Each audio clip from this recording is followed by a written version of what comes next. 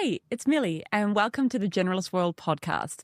This is a show where I interview people from the Generalist World community, and we talk things like the future of work, careers, predictions, their hot takes, and really understand what their squiggly careers have looked like. So if you're a generalist who feels like they're living in a specialized world, this is the podcast for you. Valeria, welcome to the Generalist World pod. How are you doing today? Very well. Thank you, Millie. I'm really glad that we made it happen. It's gonna be fun. So if people haven't come across you yet, if this is the first time someone is tuning in and finding Valeria, what are some of the threads that you love to talk about? What is the flavor of where this episode might go? Yes, so I am Italian born, East London based. Now I'm a leadership coach. And, in a nutshell, I work with people who are stepping into leadership roles for the very first time, or they're taking on bigger roles. But again, this is not what I've done for a long time. There is a trajectory, a squiggly path that led me to where I am. My background is financial services in the front line, and I'm happy to talk about it a bit more, but obviously there is a bit of self-discovery and just leaning into my interests, my curiosity, and taking on various bits along the side to then get to where I am today. So take me back to that pivot. So where were you and what did you pivot into? Yes, so I started out my career as a graduate in investment banking.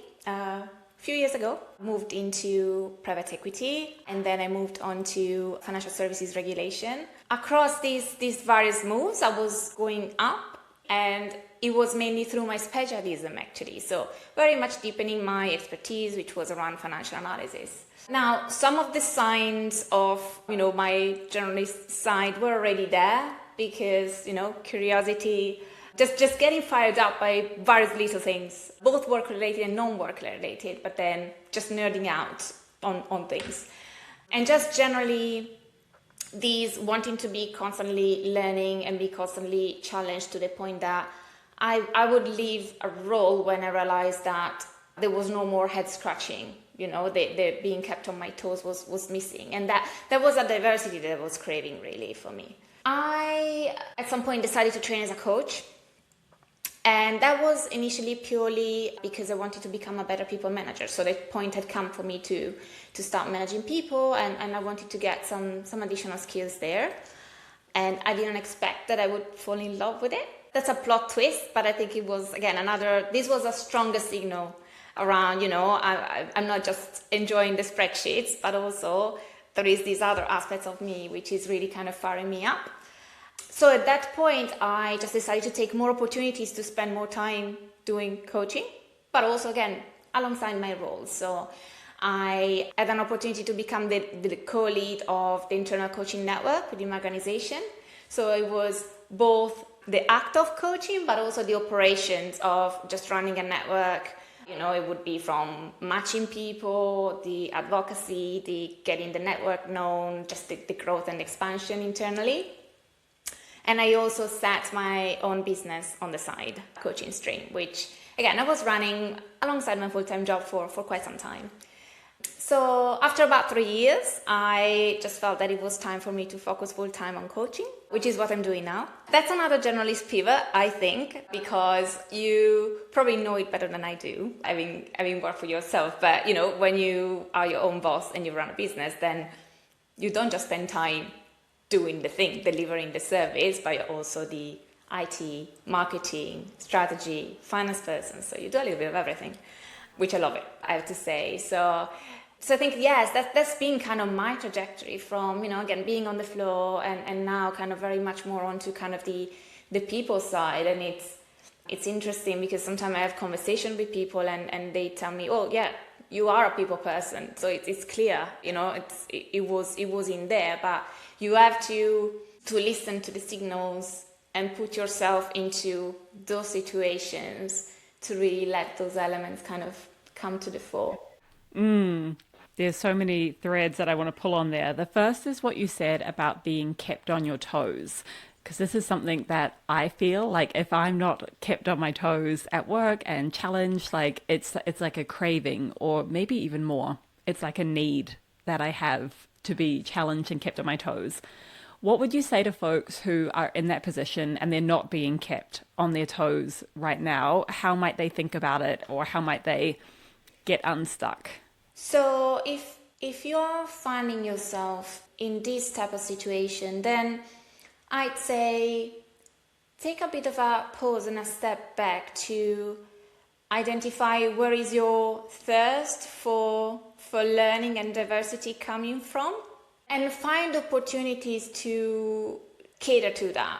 It can be, some roles allow you to do a bit of redesign, people, there is a lot of appreciation for those people that actually want to kind of make the role bigger. So, you can take some initiative and be proactive and go to your manager and have a conversation around, what if I also do that? Can be part of your BAU role, can be part of some internal, interest groups or cross-functional projects. Can also be outside. So join communities, or, find initiatives, can be through volunteering, find ways to fill your cup. Our life does not just revolve around work. So we can fulfill our needs throughout our day in different ways. So I'd say start from that and then listen to what comes back to you, right? So how are you feeling? Do you feel kind of more energized as a result? Because that's something then that you can dig into a little bit more, and again, maybe find ways to spend more time on that. Could be, again, a job, could be a more kind of formal role in a charity, you can expand. But I think try, kind of dip your toes, get some feedback back from what you're doing in terms of how you're feeling. And if not, again, if it doesn't work, then do something else. But I think it's really cool to actually be able to experiment, like these tiny experiments around how you spend your time and what you do. Yeah, I was reading in the GW community today, I think it was Romero, was talking about essentially information and how everything is just information. Also, you could also say feedback. And so it's like whether you do something or don't do something or which path you take, nothing is usually black or white as in a right or wrong. It's simply information that you can then make better decisions to take your next step. And I loved it really stuck out to me, what you said about you did your coaching, like training, actually just to become a better people manager. So you probably had a direction that you thought you were going, and yet it led you on this completely different trajectory for your career. Do you have any kind of advice for people who might be at that segue and they might be thinking, oh, I'm pretty sure this is the thing that I want to go after, but I'm scared, or I'm nervous that I'm going to fail, or I don't know anyone and I don't have a network? Like, what would you say to people who are kind of at that precipice of a big transition? So one thing, it's probably, I'm going to take it from one step back, which is the failure point. I think there is, to this day, a lot of stigma attached to this failure aspect of you do something and doesn't go as you expected, but why attach too many expectations onto something? Again, it's back to the information point.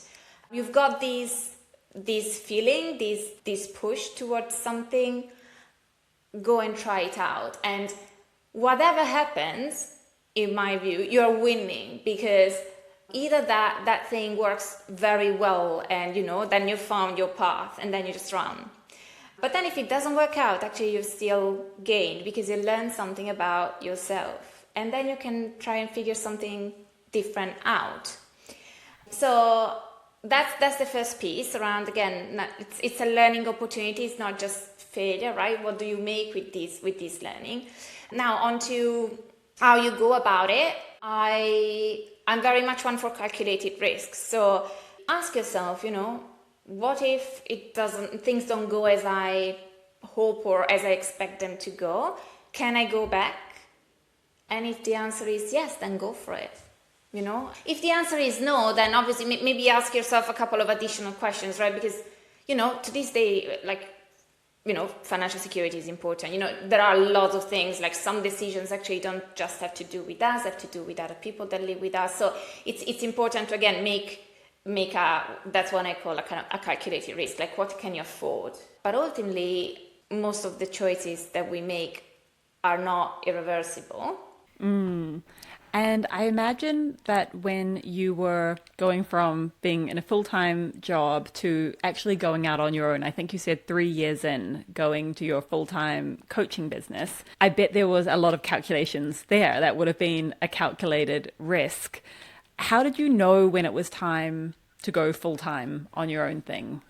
For me, the point of decision of actually having to really focus on this more was I just realized I reached my bandwidth in terms of, how much I could achieve with my time.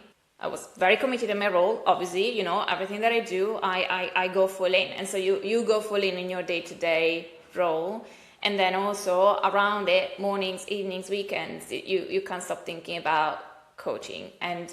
And that worked for a bit, but then it came to a point where I was just realizing, I don't have a lot of time for myself to recharge.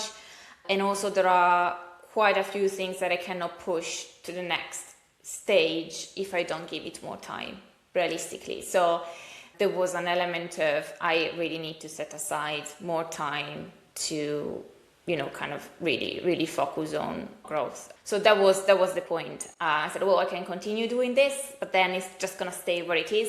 But also the one thing that probably is going to change is I'm just going to get more tired and more tired. Or I just back myself and dedicate it the time that it deserves. And I know that you speak quite openly about burnout and the effects of going too hard for too long. What are you seeing in your worldview? I mean, you're a coach, you're part of our community. What are you seeing in your worldview when it comes to people who are burning out? So there is a lot of talk these days that, kind of pressures are not getting any lighter. If anything, they are increasing on people, right? Like the world is changing. There is a lot to do. There is a lot of uncertainty, a lot of discussion around, will AI take my job? Obviously, separate thing. I don't think it necessarily will, right? But all of these things contribute to uncertainty and pressures. So it's important to really understand, what are your primary needs. And I'm not just talking about, the Maslow's hierarchy of needs, but, what are your non-negotiables? What is that you need to be able to perform and thrive? And actually, what are the triggers that can tip you over the edge? Or, kind of the signals that you need to listen, and it's time for you to slow down. Because what often happens is that the signals are there, but we just decide to ignore them, and then there is a point where actually we've got no choice because our body is making our choice for ourselves. Again, in my case, I couldn't get out of bed. What I found for me at the time was, in my quest to be, dependable, I just made myself completely unavailable. It doesn't help you, obviously, because you're not well. It doesn't help your team either. So again, if you think about it, it's important to attend to your needs, to continue to then kind of deliver for everyone and kind of, for your team. So yeah, it goes back to self-awareness. It goes back to actually finding the courage to listen to ourselves. Sometimes also there are some thought patterns that are very much ingrained into us, maybe from our upbringing. And, sometimes we need to break those down to really avoid getting to that point. For me, I learned the lesson the hard way. I think you don't have necessarily to learn it the hard way. So I think if you're listening to this and you're recognizing some of the signs, you're not feeling quite yourself anymore. You're feeling constantly exhausted. Deep down, you're noticing, I'm reaching that breaking point. Ask for help and listen to yourself and have those conversations also with those around you, because people respect those who set boundaries. Right? Sometimes we're so afraid to just say no because we think people would be so disappointed. But no is not rejection, No can mean not now, or it can mean yes, but, and you can discuss and you can find an alternative together. That really resonates. And I wonder, from your coaching practice, is there maybe like a standout exercise or question or prompt that often gets people's like wheels turning or helps take them from like one state to another? Well, there are a few options to take this, right? Sometimes what can help is, what would you tell your best friend? Because we can be so harsh on ourselves.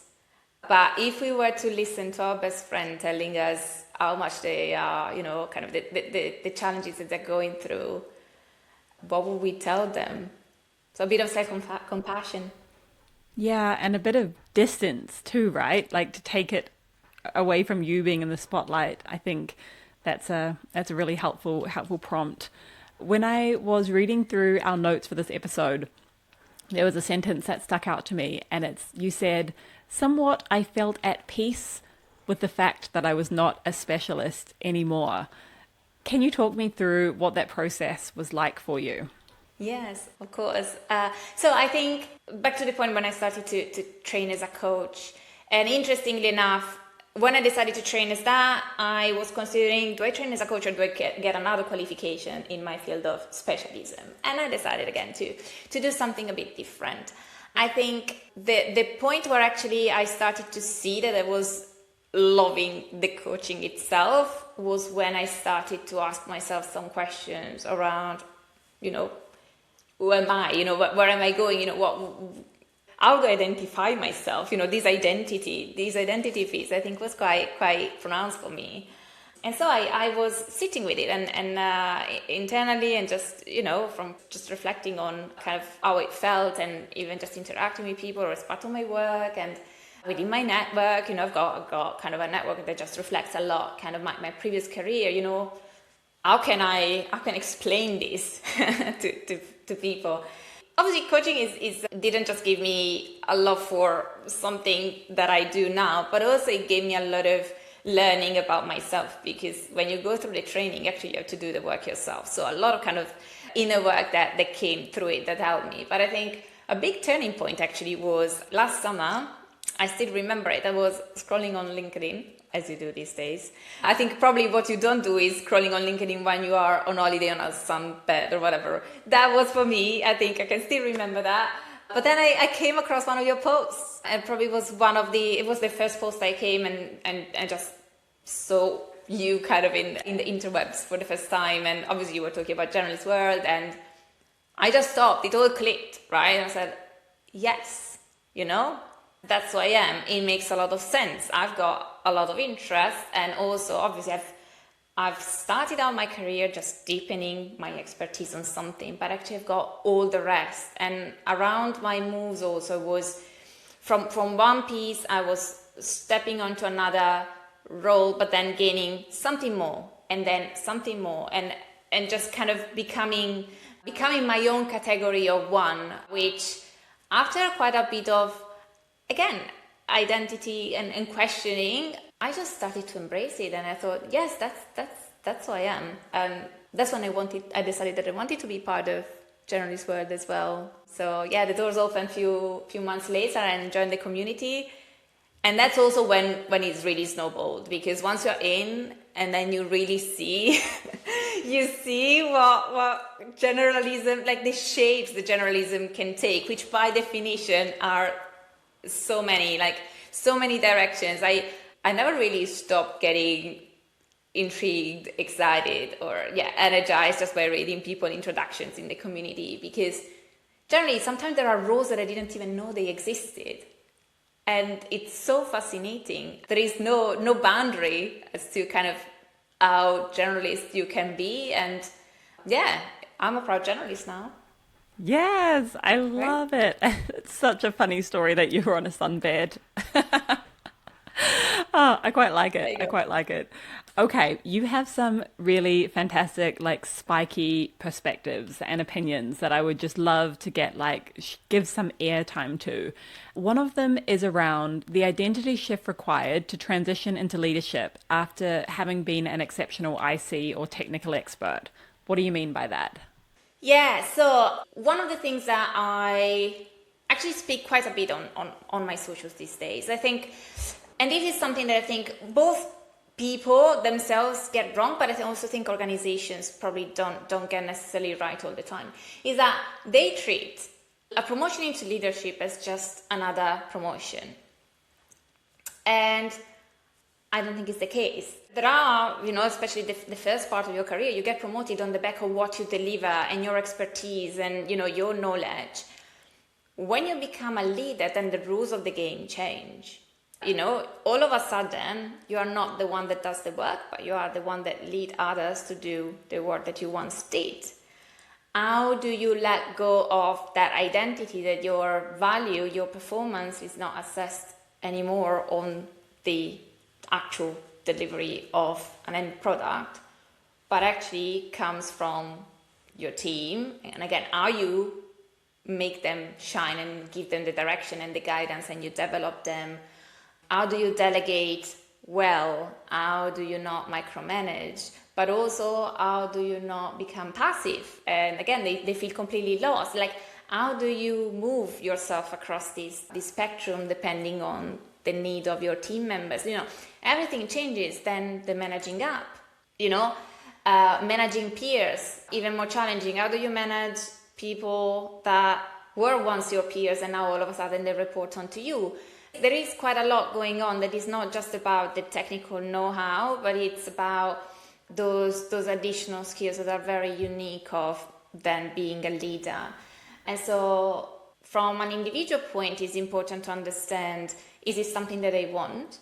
Career growth is not anymore necessarily just going up the ladder. You can grow also laterally and acquiring breadth, and it's still learning and growth. So just understand that and be honest with yourself, and then go after what you actually really want.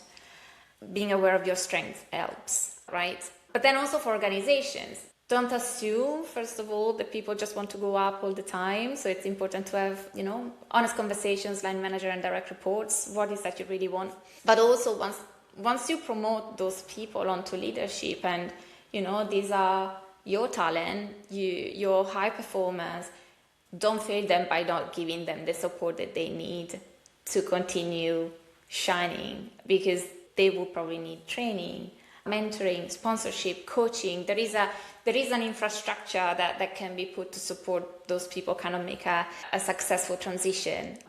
People are not necessarily born leaders. People need some support. People can get there, but I think sometimes it's just an underappreciated as a career step. I think it's quite pivotal. Makes total sense. And gosh, the world needs leaders. The world needs leaders who are confident and effective at the moment, I think, more than ever. I think we would be amiss to get this far into the episode and not ask your prediction and your perspective on where AI is taking the world of work. Yes.